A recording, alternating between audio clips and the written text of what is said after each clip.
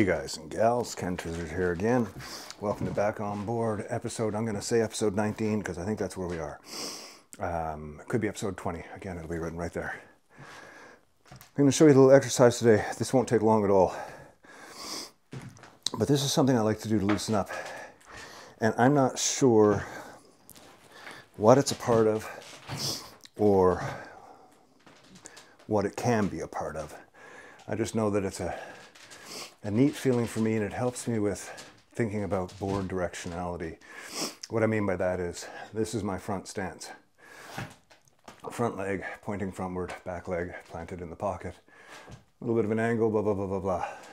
I can ride like this. This is kind of just a side position, kind of a casual cruising position. As soon as I turn to here, I feel like I'm going backwards. I'm looking backwards. But in my mind, if I can turn that around so that that's actually forward and think about it a little differently, everything about my body changes. It's a weird thing. I just turning around on your skateboard, looking the other way.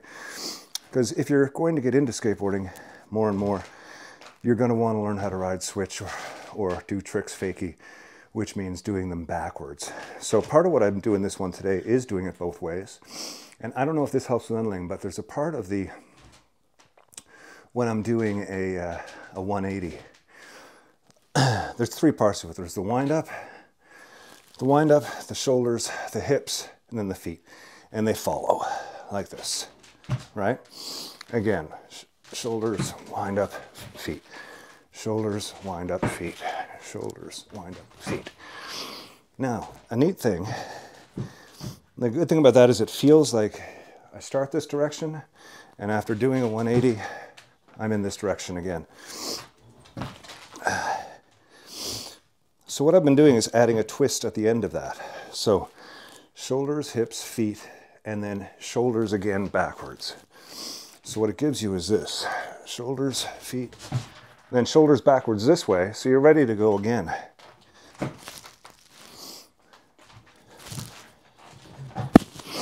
So this sort of shoulders, hips, feet thing is kind of a neat way to think about it. Shoulders, feet, or hips, feet. I love thinking of it as three parts of the body. Shoulder, and then your shoulders keep going. When they hit about here, your hips turn in, your hips start, and then once you lift your feet follow. And then at the end of it, you can throw these back this way again. Give yourself a neat little perspective on forwards and backwards.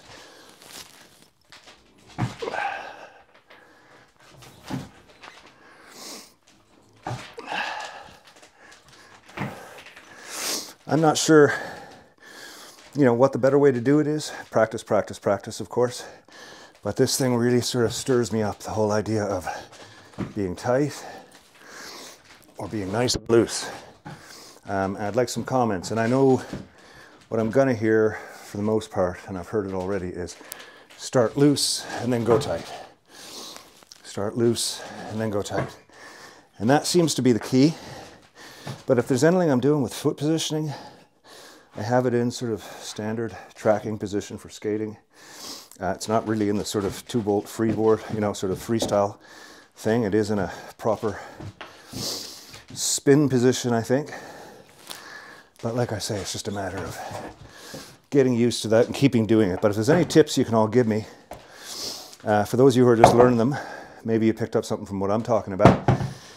And for those of you who are really good at this, send me some tips. Like outside, I can get a good solid 2. I'd like to keep working on it so that it becomes more focused on the center of the truck. Anyways, this was a short one. Thanks again for tuning in. Ken Tizzard back on board my fitness journey at 55 years old. Take care, ladies and gentlemen.